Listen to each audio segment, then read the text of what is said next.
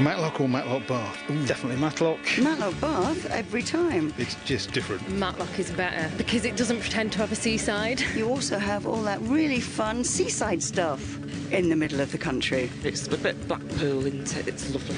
Hey up me duck. Everyone calls each other duck, so it's weird, you know. Hey up me duck. Worst thing about Matlock Bath, the preponderance of chip shops, unfortunately, very little else. Chip shops and... The seagulls. The worst thing is the seagulls. It's a bit behind the times, it's... MarkSteel's in town.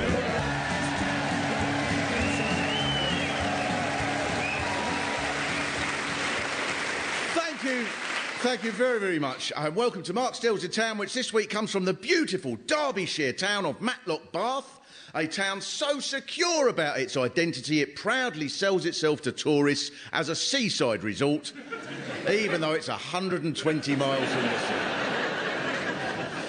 When you first get here, you just can't help noticing that the entire high street is made up of amusement arcades, fish and chip shops, and is designed to look like a seafront. And it works because the only seaside thing you don't have is a sea. And I've always thought the presence of a sea is overrated in deciding whether somewhere's by the sea. Lots of people here make the boast that Matlock Bath has the longest inland promenade in Britain, which is true, because a promenade is something you have at the sea. And nowhere else inland is mental enough to believe they're at the sea. If you wanted, you could also have the tallest inland lighthouse, the busiest inland coast guard, and the widest ferry port at a place where there's no water. Because this is the only town with a personality disorder called delusional inland seaside by proxy syndrome. When you see someone come in from Chesterfield, you all go, "All hands on deck, there be pirates." And make them walk the plank and land on some grass. I bet psychotherapists here have to sit you all down every now and again and say, "Can you describe to me, Matlock, what happens to you in the moments before you hear the waves crashing onto the front by the lead mining museum?" So this isn't so much of a show, it's an intervention. And maybe the first thing you should do as part of your recovery is start thinking of your promenade as more of a road. To be fair, you've got more than a sea that's a bit on the dry side here. You've also got the famous cable cars, of course, that go up to the heights of Abraham. And when you see the terrain that leads up to the top there, you can't help but look at those cable cars and think, you lazy bastard. It's not that much of a hill. The cable cars were installed in 1984 to boost the tourism trade, as word was getting around that there isn't really a sea. Now, luckily, the town planners were aware that the important thing with a tourist attraction is to make it easily accessible, which is why to get to the cable car, all you have to do is walk to the edge of the railway platform, across a track, go behind a fence, go up a muddy bank, through some puddles, round another fence, walk through a forest, and there you are. You can wait for the cable car that takes you back across the place where you started. Have you all been up it? Yeah, no, it's fun, isn't it? I mean, I love it, especially the bit where it stops for a few minutes and leaves you dangling over the A6. I'm particularly fond of the quote of the first people from Matlock Bath to go up in the cable car who said, and I quote, "You can see for miles up here, across to Snitterton and west out towards Buxton, across the full breadth of the Derwent Valley. Hang on, there's no sea, they've been lying to us." Now, it is possible that the cable car was put here after someone read a book called Nooks and Corners of Derbyshire, which I think I've got somewhere, that says, one of the greatest attractions of Matlock Bath is the wooded slopes called the Heights of Abraham and the gigantic mountain towering above it. Gigantic mountain. Oh, it's terrible in Matlock in the summer. You can't move for Sherpas. We set off on day one from the base camp at the station car park. We took a final glance back at the comforts that we were leaving behind, going into battle with a gigantic mountain, knowing that we wouldn't reach the summit for 15 minutes. The Heights of Abraham had a huge impact on so many people, including the poet Lord Byron came to Matlock. And it was Byron who called the town Little Switzerland. And he wrote a poem as well, explaining this description. To Matlock, sir, a place so grand you never more shall frown. I call it Little Switzerland. Go there to get put down.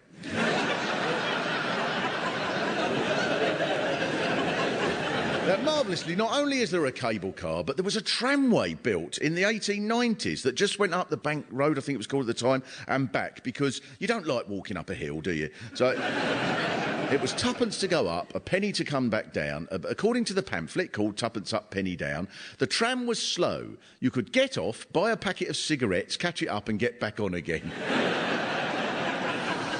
And it was modelled, apparently, on the tram system in San Francisco. You're not lacking in self-esteem, Matlock. But here's something that is true. There's a mineral that you get here in Matlock that is yours. So much so that it's been named after you, a mineral called Matlockite. And some geologists claim that it has a similar effect as kryptonite does with Superman and takes away your powers, in your case, the ability to walk up a hill. So many other attractions here. On Twitter, there's a man called James Nichols who wrote, "The man in the general store at Matlock Bath gets arsey if you ask for change for the station car park." Even if you buy a Snickers Duo off him. Do you know that bloke? There are brilliant shops here, though, of course, especially in Matlock Bath, little seasidey shops. There's a 1940s cafe called Pudding on the Ritz, which is lovely, and it says on the board outside, "Step back into the 1940s, authentic 1940s cafe, free Wi-Fi."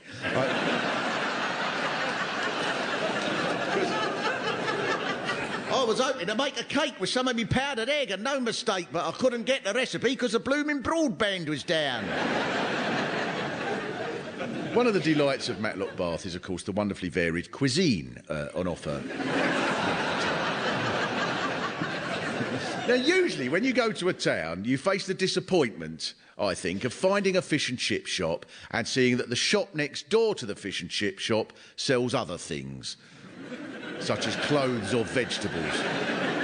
But here, if you accidentally walk 5 paces past the fish and chip shop and still fancy fish and chips, instead of having to walk back, there will be another fish and chip shop. And the names of the fish and chip shops are marvellous as well in Matlock. There's Promenade Fish Bar, Taste of the Waves. Taste of those Matlock waves. I expect when the wind's right, you all get up at 5 in the morning for an early bit of surfing, do you, on the River Derwent? I bet it's like California in 1970 at the back of the disused basketball court. But it gets packed here on a bank holiday. You know, it's just rammed. I honestly can't work out where everyone's going. Thousands of people. Are they all going to the amusement arcades? I'm afraid we're fully booked at the moment, sir. There should be a space available on the push a coin off the ledge machine in about 20 minutes if you care to wait, sir. And apparently, of course, the man who owns the amusement arcades there is a millionaire. The only trouble is all his money's in 2p's. I'll buy a speedboat. How much is it? £80,000, sir. Right, here you are. Ching, ching, ching, ching, ching, ching, ching, ching, ching. There's £1. The next issue is to emphasise how important it is not to mix up your Matlocks. So we're in Matlock Bath at the moment, not Matlock, which is an entirely different place. That's a whole 9 metres away. Or to use the local language, 30 nautical feet. So which Matlock is everybody from? We need to find this out. How many people from Matlock? Yeah! And some from Matlock Bath? Yeah! And Matlock Dale? Green. Matlock Green. Oh, I'd missed that one. It's flat. I bet you look at it with envy, don't you? No, I can see why you'd have to call all the different bits of Matlock different names, because otherwise it's just a huge, overwhelming metropolis. You wouldn't know where you were unless you were able to break it down into its separate individual Matlocks. But you've only got to walk past a tree here and you suddenly find yourself in a different village if you're not familiar. And you get told things. You find yourself in a pub or something, someone going, take my advice and don't go past second tree after the footpath because that's Snitterton. They've got a river and a hall and you can't trust that. And don't go to Lower Lumsdale, their sheep are poisonous from the waterfall. Now, 8 inches in that direction is Farley. And then you've got Wirksworth, they're bonkers even by Matlock standards. Cromford's a rat race and there's over 9 people live there who don't trust it. That side of the road is Matlock Bank. Whatever you do, don't get it mixed up with Matlock Bath. And past that ditch is Bonsall. Nothing ever happens there except spaceships hovering over it full of aliens. To be fair, Bonsall was the subject of quite a discussion on TripAdvisor about whether it was a good place to stay if you were planning walks around the Peak District. And one reply from Bonsall was, whether Bonsall would be a good place to stay for walks depends, I think, on whereabouts in the Peak District you want to walk.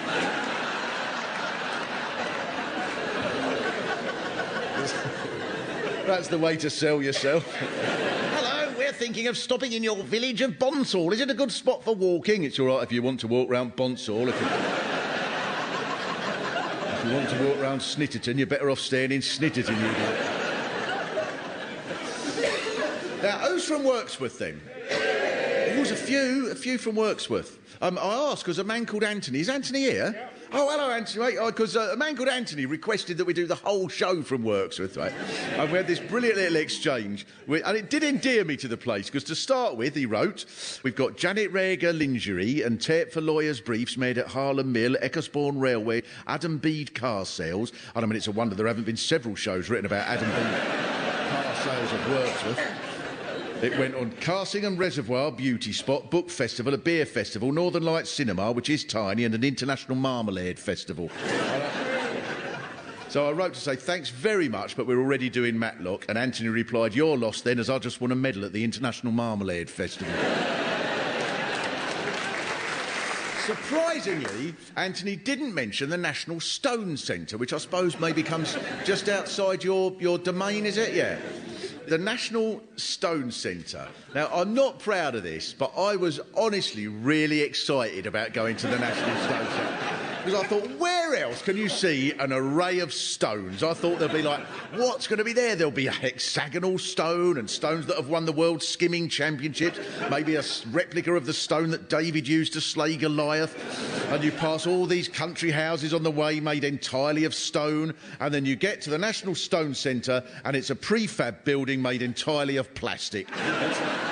The only construction for miles and miles that isn't made of stone, and inside there are some pictures of stones and a cafe and not a single stone!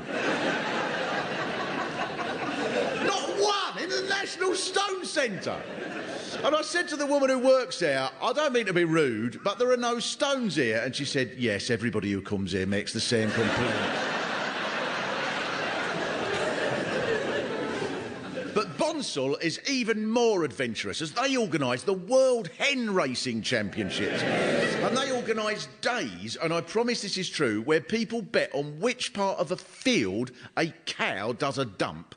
And instead of being quietly ashamed of this, like people who can't stop stealing things, they boast about it as if it reflects well on them. And now we're very honoured here to have Lynn. Where's Lynn? So, Lynn, first of all, tell me about the hen racing. The hen racing came about because the pub landlord who was new to the area was trying to find things to entertain people. And it was annoying one of the locals a bit, so the local span him a story about this historical event called hen racing that he could reinvent and relaunch. But it was all a wind-up.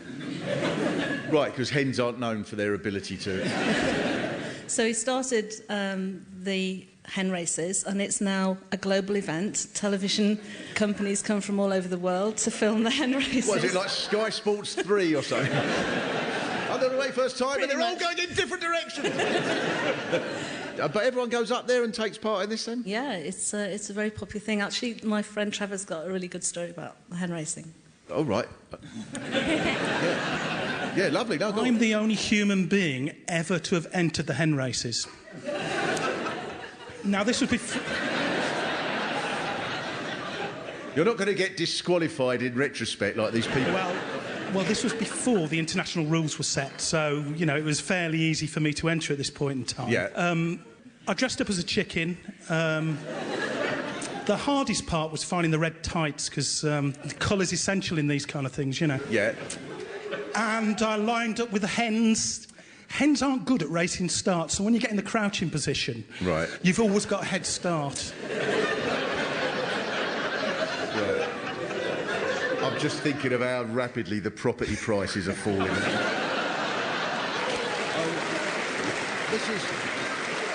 This is by no means all of Bonsall, because it's also known as one of the best places in Britain to see flying saucers. Now, some people of a sceptical frame of mind might wonder why it is that aliens that can cross a universe would choose a village by Matlock to hover over, but one leading astronomer from Jodrell Bank suggested, from signals received through radio telescopes that analyse fluctuations in matter displacement in the areas around Matlock affected by unusually high cosmic activity, the aliens are saying, keep looking, there must be a sea there somewhere.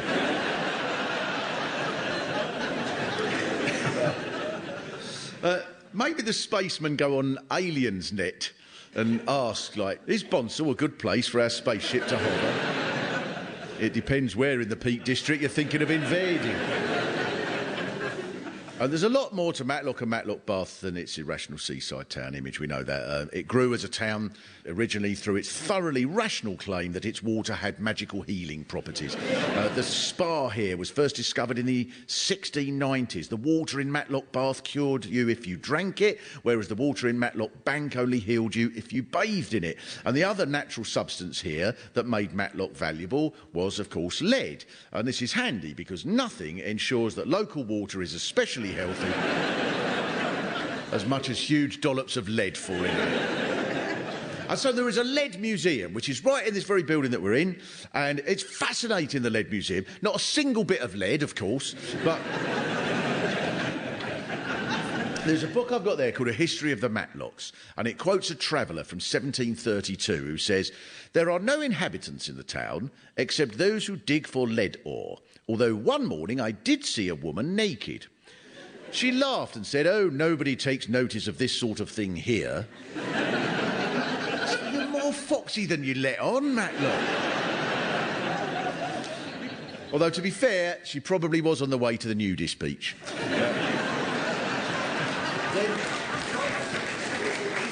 In the 1860s, the first hydrotherapy centre was opened. And one method that the hydro centres used for cleansing the body was smearing it with chilies. The book, Tuppence Up, a Penny Down, says chili paste would be rubbed on various parts of the body and was excellent in helping patients to forget aches and pains. To be fair, the water that you drank from a Matlock hydrotherapy centre did have an impact on the visitors' health because many customers developed a huge disfiguring growth on their neck that became known as Derbyshire neck. And this is a thyroid condition that leads to these lumps, and it may even have been caused by some of the treatments at the centres. So how many other tourist towns can boast a whole disease named after them like that? It must have been like going away and getting a tan is now. You'd go into work with a hideously deformed neck and people would go, oh, someone's been on holiday. And you've also got caves here, of course, and they've been another attraction since Victorian times. In the 1950s, did you know that? I was amazed with it. In the 1950s, 500 people lived in the caves, calling themselves troglodytes, until there was a meeting in the town that agreed to ban them from all the local pubs. And in an unexpected turn of events, some of the cave dwellers were then converted by the local Jehovah's Witnesses. Of course they got converted. Caves don't have a door on it, do they? Just come straight in. There was the time in 1913 when animals were added as an attraction to Lovers' Walk, but they escaped, including wolves. And the problem with the bears was no one realised how big they would become. It's such a charming innocence. You've got a delightful history with animals here. The Gem of England tells us in the 1930s the council held a rat week every year to encourage householders to exterminate their rats. Now, this is something else unique about Matlock, that they had to be encouraged to get rid of them. I suppose you all thought there's bound to be rats. They come in on the ships.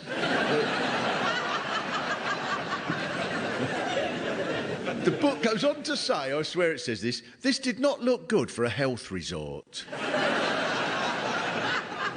And it's endearing, though, Matlock. It's like the Beast of Ribah. You're familiar with the Beast of Ribah?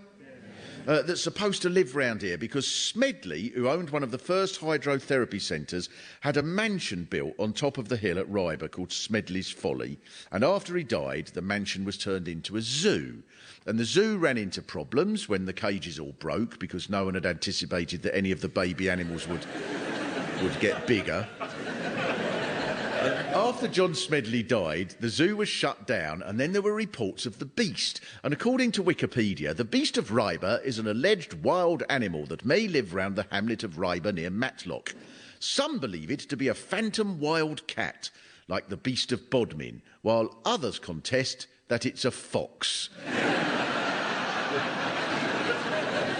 It's brilliant. It's imagination again, isn't it? Has anyone seen the beast? My chickens have suffered from it. Your chickens, have they? Yeah. How many chickens did you have? I did have 6. All right. Are you sure that they were all done in by the beast, or was one of them rather tall and went off running in a race? There's every sort of creature here. You've got an aquarium, which advertises itself with the slogan, "Come and see our famous carp collection." But, God, I think, isn't that a bit dangerous? That one of the only buildings in the town that isn't a fish and chip shop is an aquarium. You've only got to have one of the chippies go a bit short one day because there's been a poor haul from the trawlermen round the Cape of Cromford. And there's a petrifying well. It's brilliant, the aquarium, isn't it? The well is full of thermal water and minerals that make anything in there look as if it's turned to stone. And next to the well, there's a notice that tells you how people would be fascinated to watch this happen. And it must have been so exciting to watch objects petrify in front of your very eyes over a period of 40 years. But the main attraction was always the environment, and you were rightly proud of it. So there were poems such as this one by a man called J. Montgomery that went, "Great nature, slumbering by fair Derwent's stream, conceived these giant mountains in a dream." And my favourite review of this poem was the one that went, "It's not a giant mountain!" If any of you ever go to the Andes, you'll go, "Bloody hell! These must have been bought as gentle inclines, but no one realised they'd get bigger." And you've got illuminations. The Venetian Boat Builders Association put lights over their boats and sailed down the river, all lit up, causing the local tourist website to declare, "Move over, Blackpool. This is how we do illuminations in Derbyshire." What does Blackpool know about illuminations? That's not much of a day out going up there, is it? And when the tide's out up there, it could be a 10-minute walk to the sea, not like here. It is exciting. It's a brilliantly exciting place. You don't know, you're not restricted by the normal rules here. You've even got a Gulliver's Kingdom. Now, this is a leisure park with rides. There's a roller coaster. There's a swinging pirate ship thing there and a log flume. And in most towns, it'd be a treat for kids. But in Matlock, I bet you all go, "Oh, it's a pirate ship! And we can go up it and you can see Australia." I loved it there. I mean, one or two of the rides I was surprised with because I wasn't sure that these things actually are part of Gulliver's Travels. There's a JCB zone. Did that play a big part in the book? I also love the little signs on boards dotted around Matlock to tell you about the history, such as how this was the setting for the world's first factory. But my favourite is the one that says, "As the Earth was forming 330 million years ago, this area was the coast."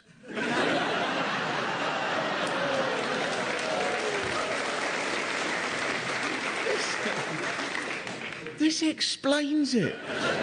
330 million years ago, day trippers would sit on the promenade eating fresh fish caught that afternoon in Snitterton, listening to the waves gently lapping up the A6. But time is irrelevant here. You're not slaves to fashion. Your shops look like they should be in the 1970s. Your buildings are Victorian. Your origins as a town comes from the spas of the 1700s. And your identity as a seaside town comes from 330 million BC. The first factory was round here, created by Richard Arkwright, who invented his spinning machine. And that's a sign of your ambition, Matlock. Not only were you ahead of the times with the first factory, but already you were trying to start the Industrial Revolution to create global warming to make the tide levels rise. And then before you know it, wallop and you're back by the sea again.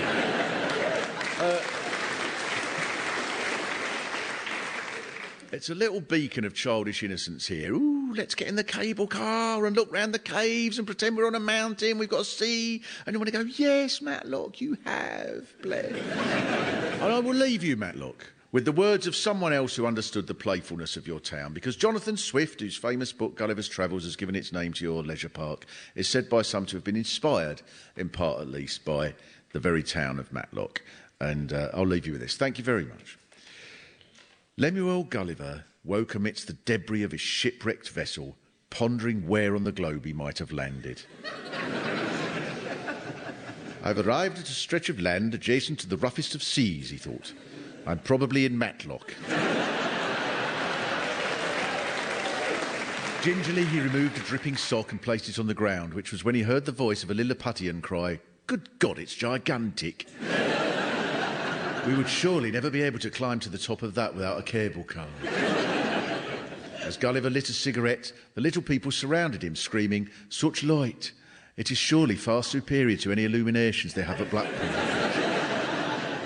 Gulliver's observations took him to the world these little folk had created. He saw a vast and complex city lay before him, comprising fish and chip shop after fish and chip shop, heading off yonder and away, way, way unto the horizon, a full 9 metres away, in a place called Lilliput, Bath. Thank you very much.